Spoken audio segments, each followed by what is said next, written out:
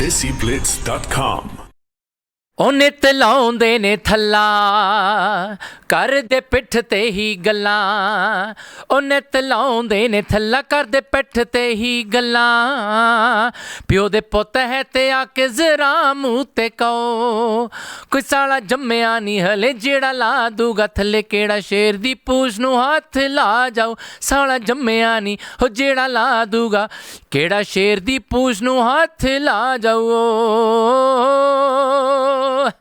Hi guys, how you doing? This is FOJI GILL and you're watching me on DESIblitz.com.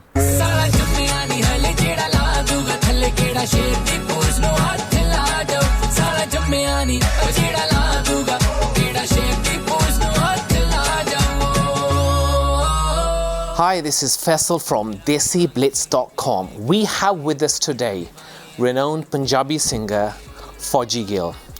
In a very candid and frank conversation, we'll be talking to FOJI about a little bit from the past and his latest track, Sher Di Poosh. FOJI, it's good to have you on DESIblitz.com. You're looking good, man. Thank you. It's nice to be back in general. Thanks for having me. FOJI, DESIblitz reported your difficult past. Can you please tell us how that experience was for you? And set any record straight. Wow, straight into it, right? Okay. Difficult past. I got caught up in something, had nothing to do with me. It was my father's business. He was doing what he was doing. Me being his son, must have known everything. If anyone knows how the legal system works, it's a conspiracy and you have to prove, which is virtually impossible. You didn't know nothing about it. The shame thing about it all is the label they put on us, and I'm working to actually clear my name on that. We didn't think it was going to happen, I'll be straight with you. We thought there's nothing there, there's nothing solid in writing that says anything. Even my legal team thought, yeah, you'll be fine. Next thing you know, I got found guilty of being involved in it. So when you're stuck in such a place, you can't do anything. You know, there's people you want to phone, there's people you want to get to, there's things that you know you can do to set the record straight and bring things forward, but physically you can't do anything because you're stuck in a rut, let's just say. So now I'm out. We're putting something forward, and I'm trying to clear my name. That's very important to me, and it's a learning curve. That's the main thing. There's a lot of people who take it negatively. I've taken the positive out of everything that happened. It's made me a stronger person. It's made me value everything I do, my family, a lot more, because being away from your loved ones, the hardest part of it all was being away from your loved ones for 2.5 years. So it's made me a stronger person. My writing's changed, my songs that I write have changed. Everyone's saying do a Bhangra dancey shanty song, and I'm so mera dil nahi karta. It's not at this moment in time, it's not the person that I am, if you know what I mean. And people say there's experiences that mold you and sometimes get the best out of you. Who knows? You might be getting the best out of me soon. That's good to hear. Thank you. During those difficult times, who stood by you the most? और जितना कहते नहीं है कि खुशी दे time ते सारे आंदे आ, but मुश्किल वक्त ते who stood by you the most? It was close family and close friends. It's really hard to say it was this person or that person, because there's people that I thought would be there actually turned against us. There's been a lot of arguments in the family. This is getting quite personal, isn't it? Wow. There's been a lot of arguments in the family because of it. There's friends who I thought would be there more than what they had been, and there's friends who weren't even in the back of my mind who came forth. And it's not about and a lot of people get this wrong, I'm not feeling sorry for myself a lot. I understand that everyone's got their own life to live. I understand that people got their own problems in life, absolutely. But it was just that one phone call that it takes, not for me. If anybody's ever been there, I hope you don't. You're getting fed, you're doing your exercise, rest kar diya. It's like being in boarding school, but a lot more lazier, let's just say. So for me, it was the easy part. The hard part was, like I says, for my family, me not being there, the struggles that they've had to go through, be it financially, be it sport, knowing that I'm not around. So it was a lot harder for my close family. So for someone just to pick up the phone and say, "Hi, are you okay? If you need anything, phone kar leo sanu." That's all it would have taken for a lot of people. I don't hold grudges. I'm not that kind of guy. I'm just thinking, chalo, what happened. But it sort of makes you realise. But then on the flip side, there's a lot of people who are talking a lot of, I can't swear, a lot of nonsense. Hence this song. When you listen to the first few opening lines, it says exactly how I felt.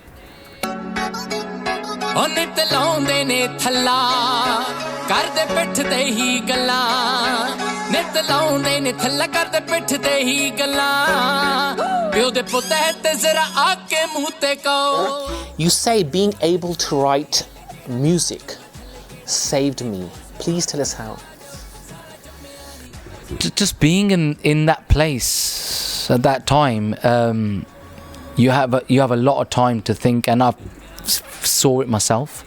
There's people in there who are just thinking, getting into depression because of where they are or what their family's going through, and you have to somehow beat that.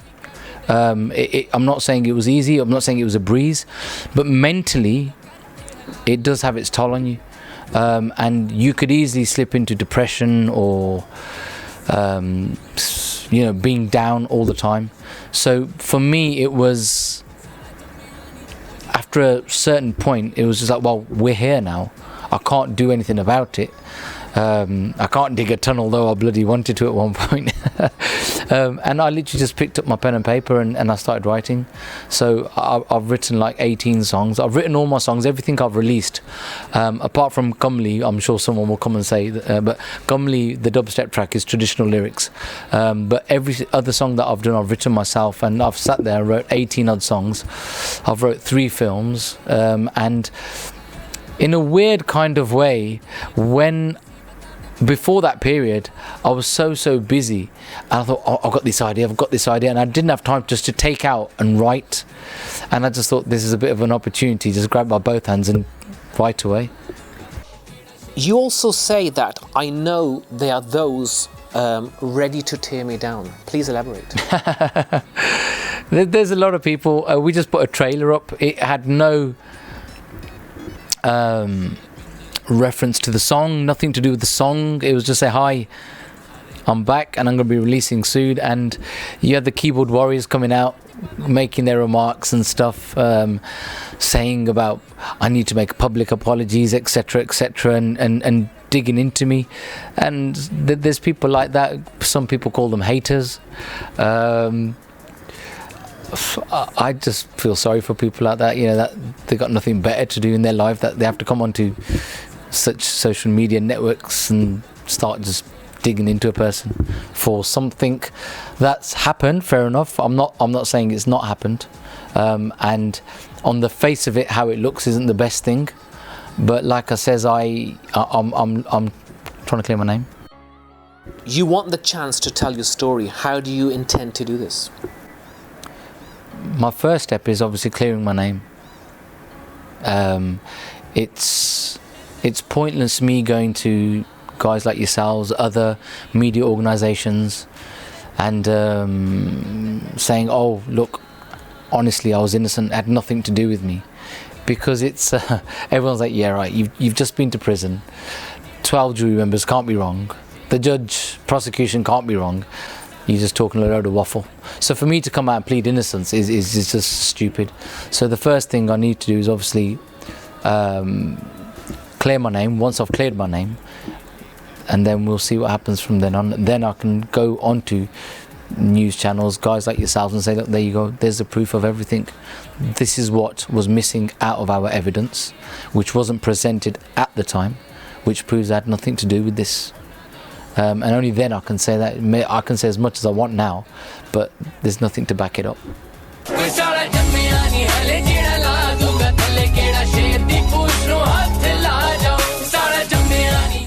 Having been away from the industry for some time, what has changed for you?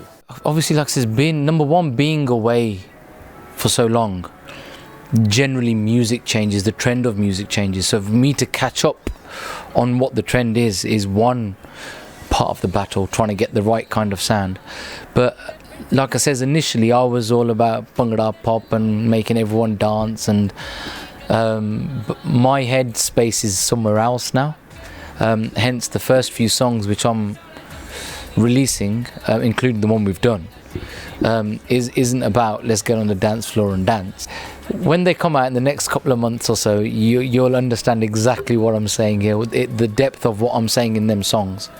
You'll be like, oh, okay. I just think I need to, I don't know, call it closure. I don't know. I just feel I need to get this out, what's in my mind first.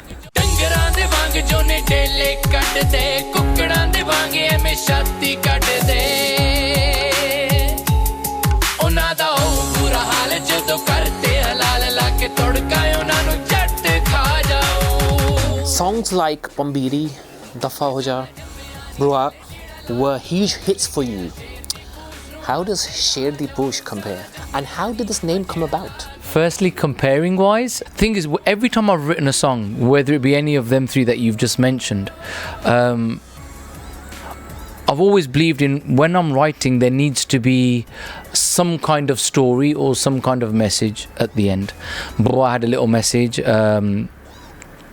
Pambiri, when you listen to each and every line, there's a picture you get because it matches up with everything. Same with Dafa Ho Ja. So that was just, I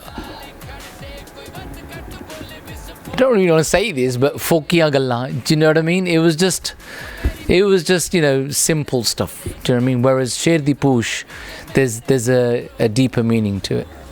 And like I said, the next few songs, there are deeper meanings to it. And it's about the experience that I've been through, basically. And I'm not feeling sorry for myself. I just want to put this out there, because I'm sure there's these people out there, oh, he's feeling sorry for himself. I'm not feeling sorry for myself. It's just where my head's at. And them songs that were written, that's the situation I was in at that time when I wrote those songs. So I'm just bringing it out now. When you did write these songs, where did you draw inspiration from? And with so much time on your hands during those difficult times, were you flowing creatively? It was weird. Like I said, you have a lot of time to think. Do you know what I mean? So the second song we were releasing, it literally happened like that, and it was literally a phone call home, and there's an issue between the family that had happened, and it just took me back. So within the next 2 days, as weird as it sounds, that was the inspiration, the issue that was at home. It hurt that much. It just came out as me writing this song. So, but at times it just flowed, and at times there was a blank where I just, and it's all about the headspace you're in at that time. If you're in not a good mood as such, but if you're not stressed about something, then stuff happens. But there's a lot of things to be stressed about when you're in that situation. How did it feel like recording again? Was it easy or hard? Jumping onto the mic and throwing vocals down, that happened. That was fine. I tell you, the hardest bit was because I did take a confidence knock. And for the first 9 to 10 months, I was like, nah, I'm not going to do this. But like I said, my close family and my friends, like, look what you've written. You can sit with us and sing these songs. Just get them out there. And I was like, nah. And then my Tully TJ got married, and Harvey and Sunil. Literally, my good friends and my Tullys also. Within 2 months, 3 of them got married, and it all started with TJ saying that I don't care what you say, you're gonna have to sing at my wedding. And I was like a nervous wreck. And literally, they just called me on stage with the band there, and I was like, okay. And I was just like, all right then, let's give it a go. But going into the studio, like I says, getting onto the mic, doing it felt great. The hardest bit was just getting the mix right, the sound right, because like I says, that all changes as well, you see.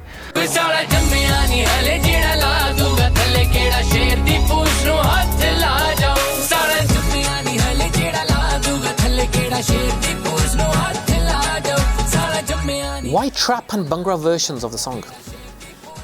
Again, music's moved forward so much, and if you go back like to the 80s, you had Hira, they come out with their guitar sounds and stuff, and you had Pardesi coming out and Ajanak, all these mainstream influences coming into their music. Then you had like Bali Sagus and stuff coming out with their reggae, again mainstream influences. And then at one point, and the FOJI came out, it was all Bhangra, hardcore Bhangra. And now obviously with the 3rd, 4th, even 5th generation in this country and in Canada, there's 2 styles of music out. So you've got your desi heads who like your Bhangra, and you've got the youngsters who like your hip hop, trap, etc. So we were really fighting with which way should we go, and everyone's like, "FOJI, you're a Bhangra guy, just do Bhangra." I goes, yeah, but then that's the easy thing to do. So we literally went, okay, let's just do both and see which one sounds better. And so we've recorded both, and then we've gone out asking close friends and family. And it was really weird that the split was 50-50. The youngsters like that side, even some of the elders like the trap side, and then obviously your Bhangra heads like the Bhangra side, and it confuses even more. And I thought, you know what, don't know you can do, let's just see what happens and let the public decide which one they like more.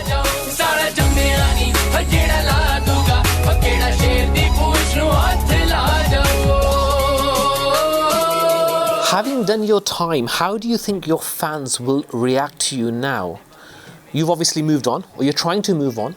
Do you know what it is? I was paranoid about this, but it's funny because everybody who's supporting me then is supporting me now.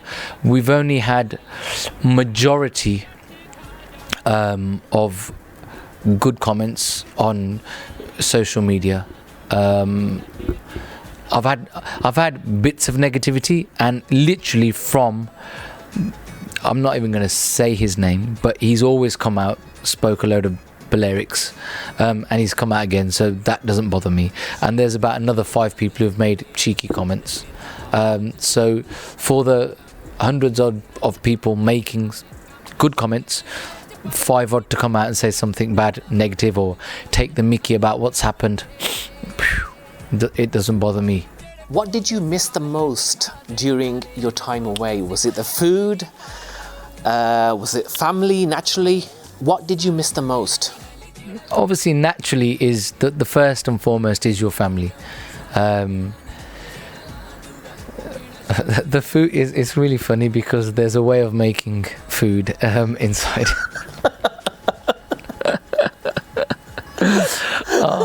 I was a microwave king, honestly, in there. I made tariala chicken, achari chicken, I made dal. No, milda. Basically, when there's a religious occasion, you can go to the kitchens and make it for that occasion, be it Vaisakhi, be it Eid, be it Diwali and stuff. So each religion has about 3-4 occasions they can make food for. So all that chalo theek hai, everyone used to look forward to that anyway. But like I says, in the microwave, what we used to do with our own masale. I even made kada halwa in a microwave. So yeah, I've become a bit of a microwave chef, let's just say. Wow. Okay.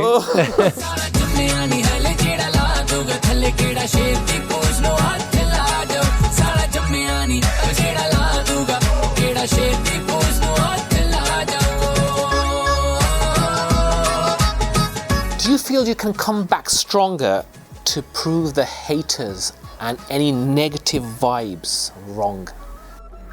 Do you know what? I don't feel I need to prove anything to these haters. And these people who give negative vibes, carry on. Naturally, there's going to be some frustration there. When someone's, I can't even swear, otherwise I'll tell you some of the comments that I'm getting.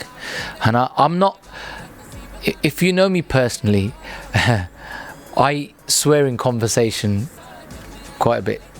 But I don't swear at people. It takes a lot to get me that angry where I've actually turned around and swore to you. So I don't expect people to swear at me.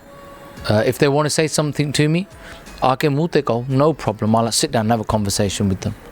But that's the thing, these haters don't ever come to your face and say it, do they? And I say all the time, if you're going to say something, I'm not saying I'm a gangster or I'm going to do this, I'm going to do that to you. But if you have some kind of issue with me, come and speak to me. Let's figure this issue out. And if you've got some misinterpretation of me or you've heard bad things about me, I'll tell you my side of the story. And after that, once we leave the room, if you like me, you like me. If you don't, you can carry on hating me. It doesn't make no difference to me. You say that you apologized to the people that mattered the most. Why did you feel the need to apologize to them as opposed to making any official public apology? Because I actually hurt them. They actually went through this with me. The people who love me, the people who care about me, went through a really bad time. So I owe them that. That's the least I owe them. Do you know what I mean? So I had to apologise to them. To everybody else out there, my fans and everybody who like my songs, who enjoy my songs, I'm sorry I wasn't around to give you more stuff. If you enjoy my stuff, that's what I'm sorry about. And I hope that the stuff I bring out now just makes up for the gap that I've left. For the doubters, I'm not going to say nothing. When you got the songs out, when you got the videos out, son leo, je changiya lagiyan, excellent, deny, na say. I can't say anything that's going to make them undoubt me, let's just say.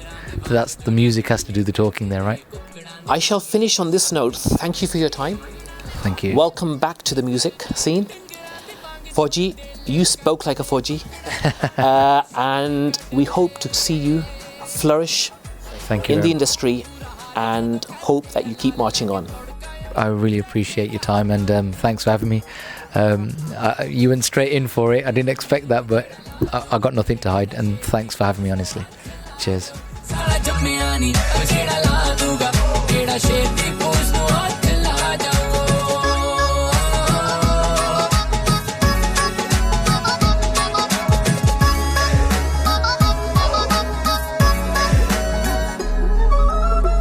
मेरे बंब जो ने नाल खड़ दे कोई वादू काटू बोले विस्फोट कर दे